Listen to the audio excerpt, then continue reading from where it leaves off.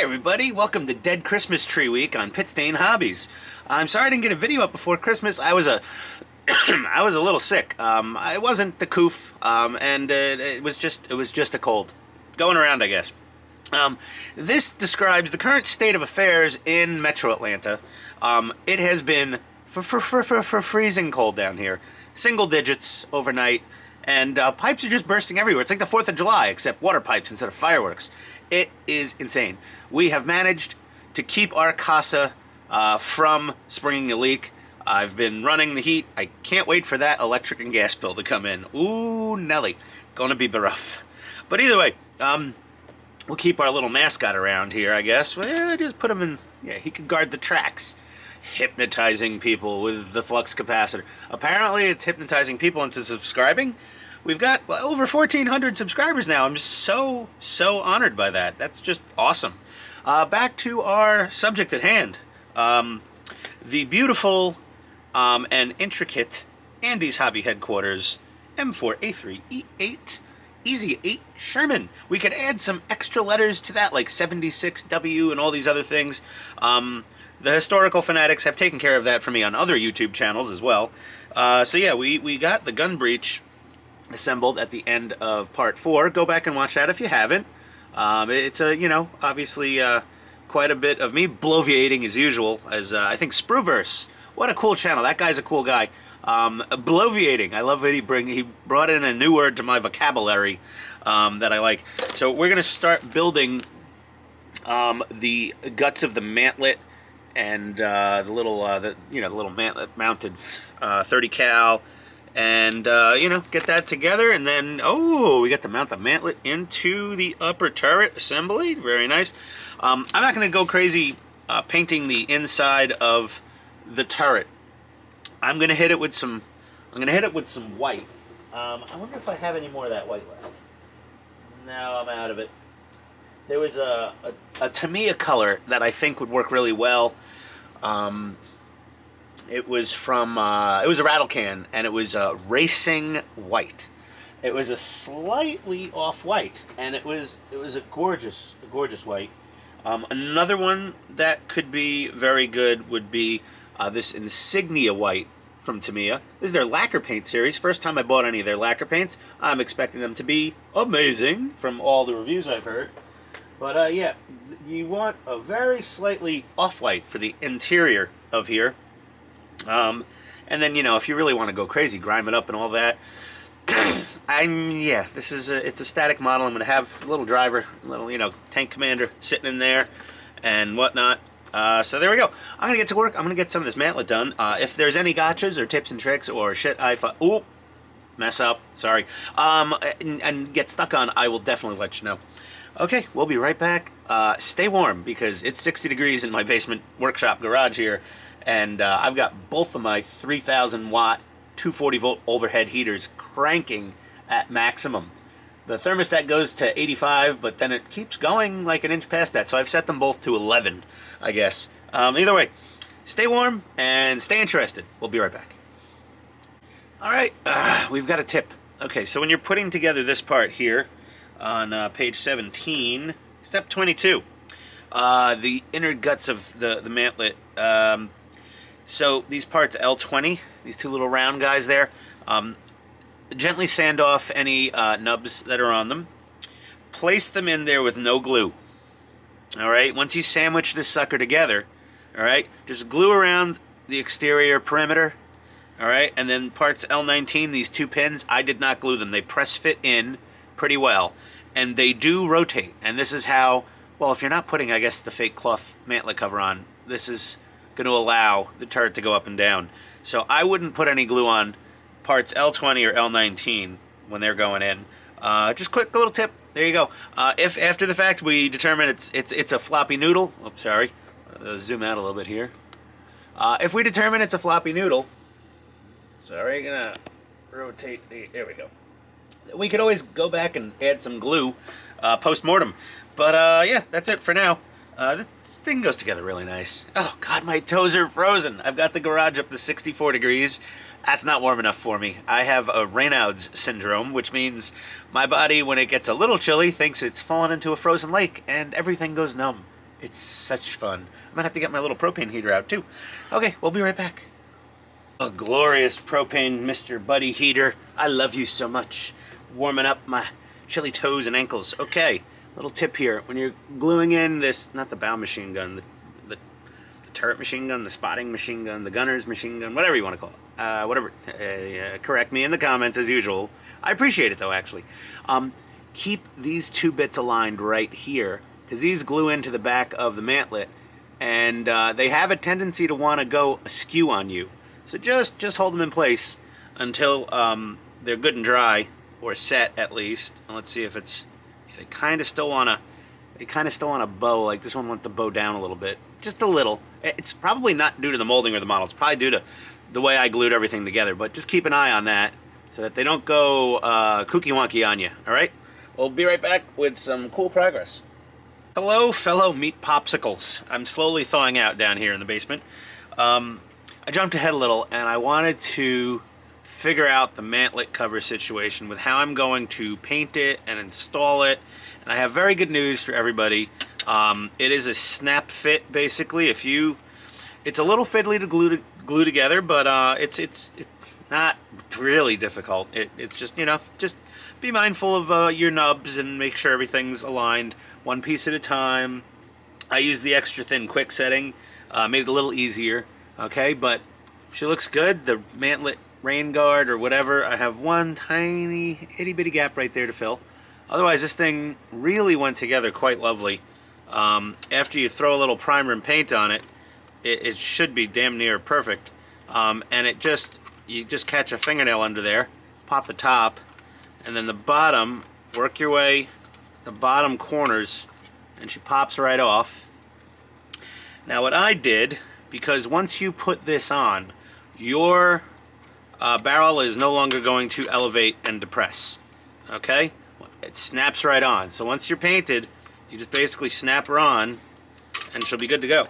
There we go. Try not to throw it on the floor like me, because I'm a big clumsy oaf. So once I had the mantlet cover snapped into place, I held everything firmly, and I just started going to town with the extra thin cement in between here and between there.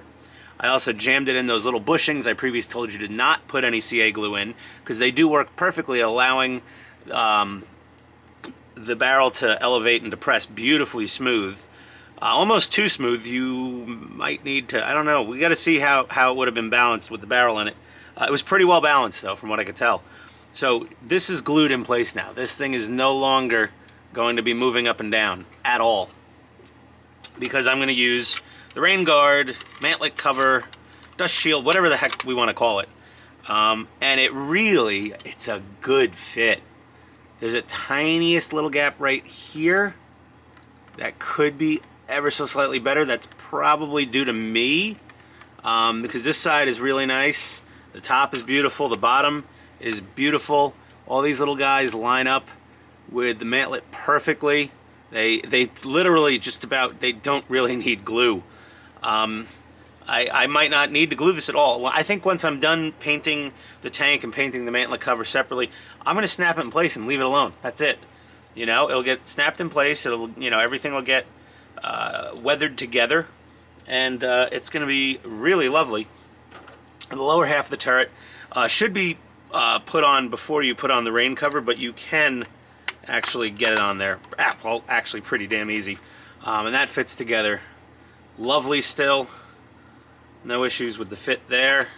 She drops right in to the upper hull beautifully, and we get some, just, it's super smooth, and it's heavy enough. It's heavy enough. It's just going to sit in there nice. But it's still super easy to remove, and we can get to our battery box to replace our AA batteries, and to also activate and deactivate our lights, which still work. Yay! So yeah, that I did jump ahead a bit. I got to build the internal seating for the tank commander and the loader. Yeah, that's the loader.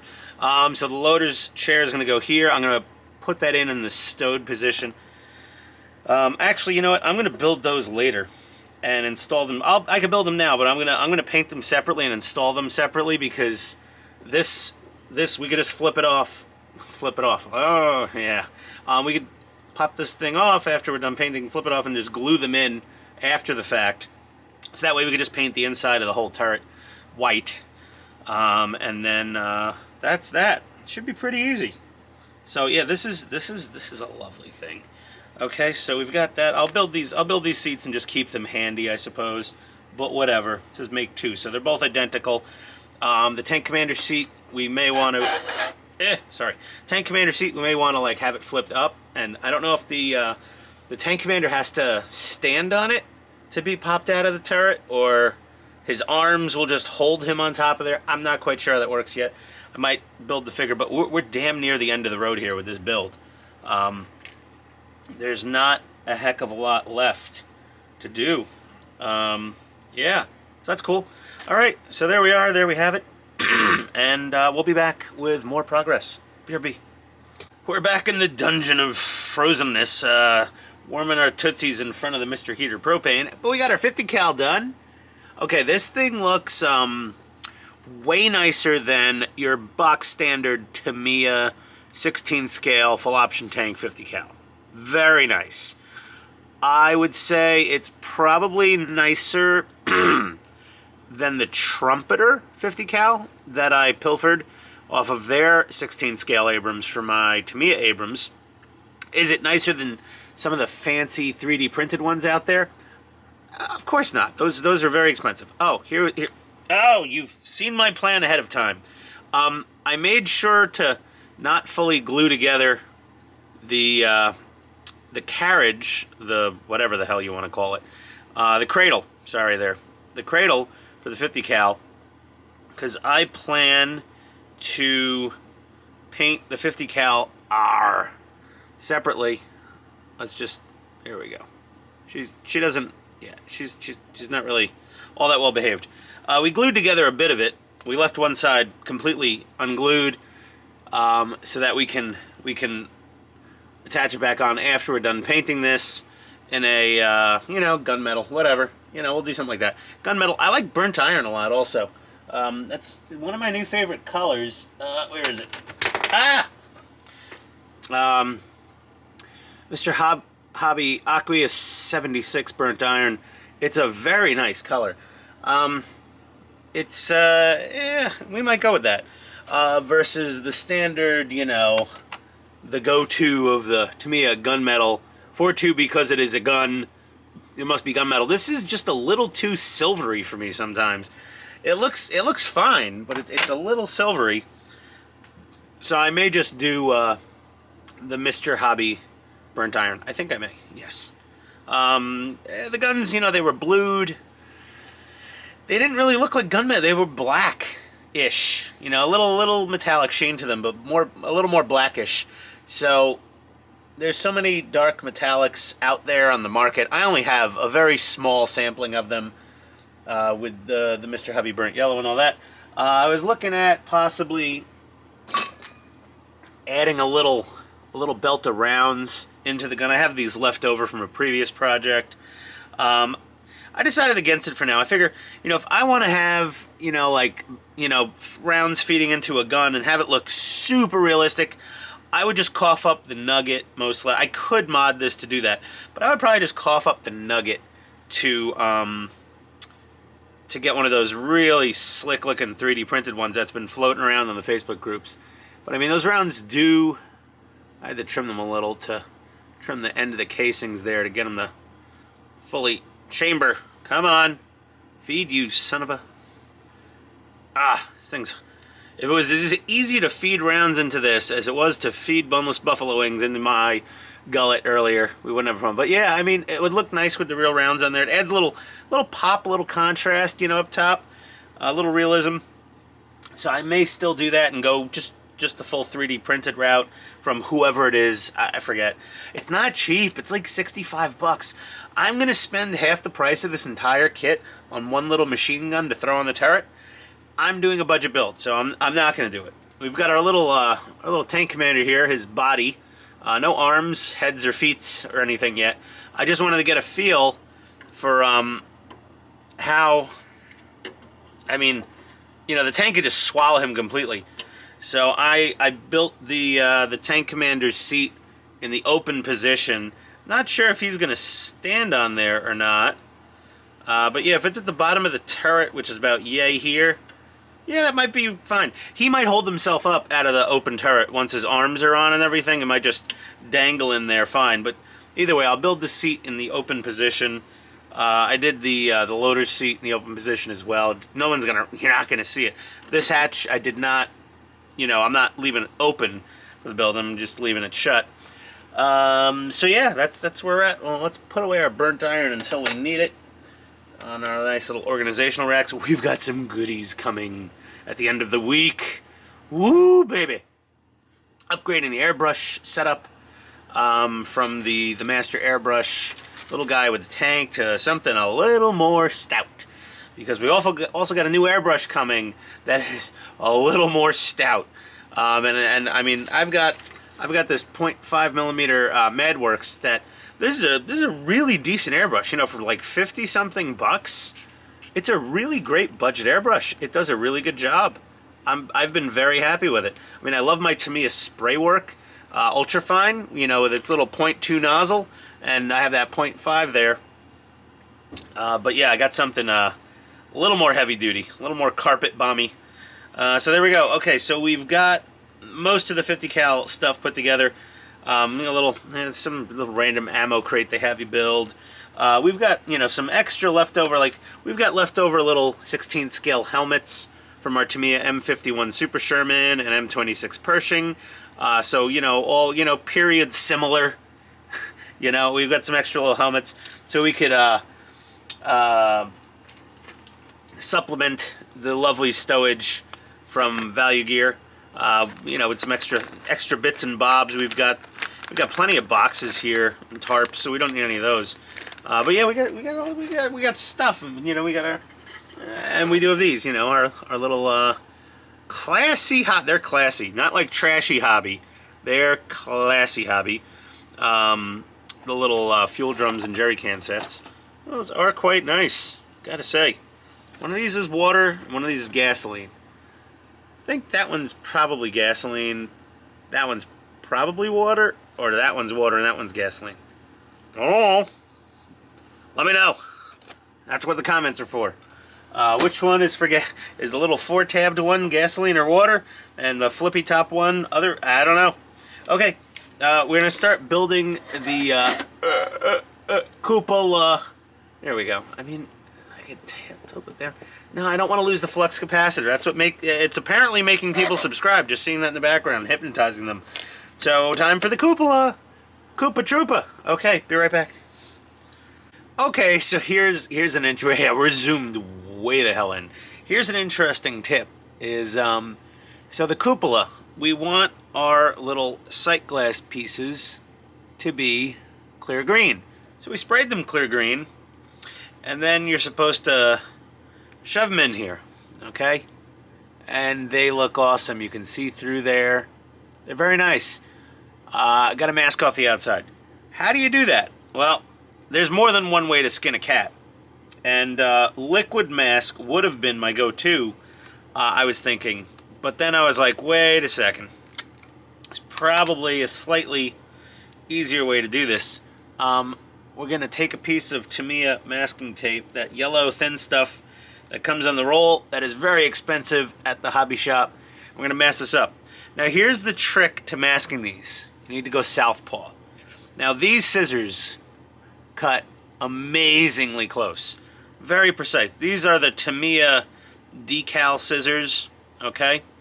And whichever way you use them, put them in your left hand, put your part in your right hand. This is key to getting a very close cut. It's close going the other way around, but if you go left hand, part on the right, it cuts right up to that damn edge. I mean, these things are lasers, okay?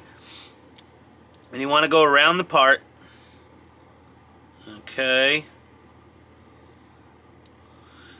And you want to get as close as you can. And see, we screwed up there because we left too much tape on the skizzers. So you gotta clean your skizzers, and then, get off of me. It's like that booger that doesn't want to fling, you know? But yeah, get up right close to the piece and run right up the side of it. And she cuts right up to the edge of the part. That's the magic of these little skizzers from Japan. Are they made in Japan? Who knows? Doesn't say on the skizzers where they're made, and I threw out the package many moons ago. Either way, I will always own a pair of these Tamiya decal scissors. They are worth every penny. But yeah, you want to go southpaw, so have the scissors in your left hand, have the part to the right of the scissors. That is the trick. Right, left, yes, I'm correct. Even though I'm filming. Have the part to the right, scissors to the left, go around, and trim away, and you end up with a perfectly masked sight glass for your cupola. You then shove in the hole, okay?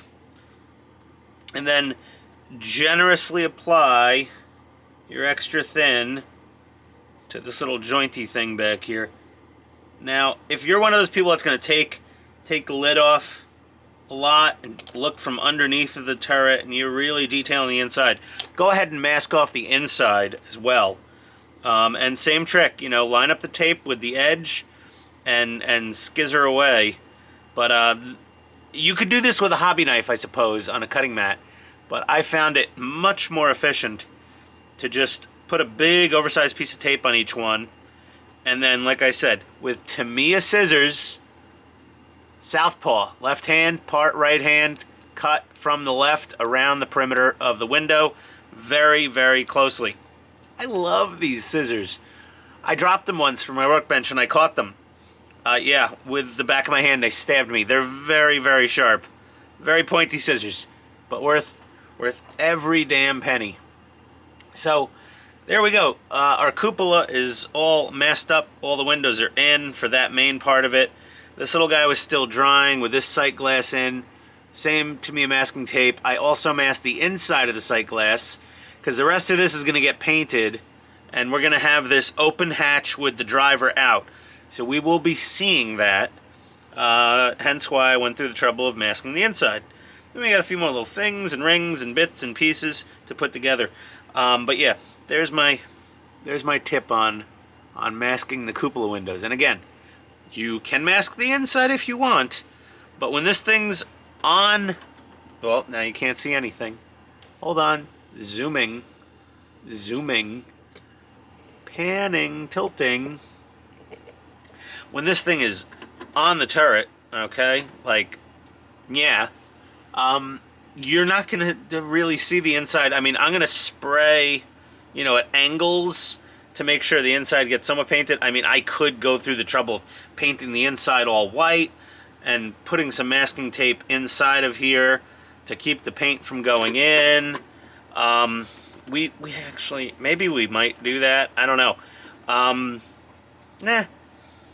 Or I could just build this model lid shut and screw the driver. I'm not going to screw the driver, you know what I mean? I'm not a big fan of figures on my tanks. I don't know why. Never really got into it. But, he's just going to fall in there. There's nothing to hold him up. But yeah, that's basically the gist of it. This is a nice model. This is a very nice model. I'm very happy with this. So yeah, there we go. That's the cupola masking, and oy vey. Our 50 cal is painted. Let me get it. Got the dark iron, or burnt iron, or dark iron from Mr. Hobby. Burnt iron. It looks pretty nice. It's a little deeper color than the gunmetal from Tamiya, but I'm gonna still obviously hit this up with something. I may give it a misting of. I think there's another color that I'm quite fond of from Tamiya, which is, I believe, dark iron. Yeah. Tamiya dark iron. That's got almost no metallic sheen to it. This might have been a better idea. Maybe I should do. We'll see. I changed my mind at the whim. Drop of a hat. Gust of a breeze, fart of a pigeon. I changed my mind on what exactly I'm doing. But here we go. Okay. BRB, I guess. And we're back. Okay. You know, I film on multiple days. I don't do this all in like, you know, one day or one evening or something. So occasionally people may feel a little discombobulated watching a video here. But I think I started this current part of the build videos on like Monday, Sunday? I don't know. Something like that. Like right after Christmas. Yeah, it was Monday. Now it's Wednesday. And we've got the little hatch going here. It will open and close. Just carefully only apply glue to the tabs at the bottom there. Okay? And it will open and close these just fine. I'm still letting this glue set up a bit, so we don't want to manipulate it too much. Big tank, right, everyone? Is this who? Okay, show of hands in the comments. Who of you, is this your first 1/16 scale tank that you're building? I think there's a lot of people that are building this scale for the first time because of, well, Andy's channel's popularity and the fact that nobody's really given us a really awesome, well, okay, I take that back. There are other 16 scale Easy 8 models out there, and this one you could even Easy 8 air quote it in certain aspects. There's always rivet counters, but at this quality level, I think it's the first 16 scale this nice. I'm including the Tamiya full option, you know, M4 and M51 Super Shermans. They're nice models. They're great RC tanks. They're not nearly as detailed as this thing. This is way over the top compared to a Tamiya full option. And I'm a huge Tamiya fanboy, nut swinger, whatever you want to call it. But 3M, what's going on here? Batteries or something? I don't know. I'm going to ignore it. Oh, by the way, it's big. So I got something to help. Haha. We got the big boy, Mr. Hobby Procon 290.5 millimeter. Thank you to my friends and family for all the Amazon gift cards. I'm blowing it on hobby tools. I've got more stuff inbound, but that being said, the cupola is pretty much done. I got one handle to glue on, then that's going on. Then we're going to do the figure, and with the hatch opening and closing, if my figure or your figure comes out like absolute dog meat, which I expect mine to come out on the scale of dog meat to filet mignon, somewhere around smash burger, I think. But either way, I could opt to just kind of like, I don't really want to look at him anymore, just close the hatch, which is nice to have, that feature. So we're going to move along, and we will be back with more progress. BRB, everybody. And primary construction is complete. This is lovely. Look at that thing. It's just spiftasseristic. It's splendiferous. As far as the TC goes, he sort of just like flops around in here. I don't care what you do with the seat under here. I'm not even gonna bother putting it in. You're not gonna see it. I'd say the best bet, if I want to display with the tank commander in it, we want him right about there. Okay, that looks like a good spot. Okay, what you do is just blue tack the back of his leg right to the inside of the turret there. Don't put in the seat. I'm just gonna put some blue tack on the back of his cankle, his pant leg there, and just kind of blue tack him into place. Squeeze him in good, and then gently lower the turret down, and he should be good. But other than that, you know, we can just have him hang out next to the tank. Sure, whatever. Okay, we're gonna put you off to the side. So as far as this goes, the aluminum barrel, beautiful piece. Crazy glue this to this. I guess you could use rubber cement if you hated your life and wanted to wait that long. That's fine. But you don't need to glue the barrel into the trunnion. There's no need to do that nonsense, and that way you can constantly tweak it side to side to make sure it's nice and level. Okay. It's such tight press fit, it's not going anywhere. I wouldn't recommend putting any glue on this barrel. I would just shove it in there, and it takes a good few and twists and ugs to get in there properly. Nails on the chalkboard. Figure. Okay, the figure is quite nice. He's got a little microphone in his hand, but there's no cord. I'm not aware of them having wireless handhelds back then. It was a little early. I don't know if Motorola was in existence yet, but if they were making vacuum tube thingamajobbers probably.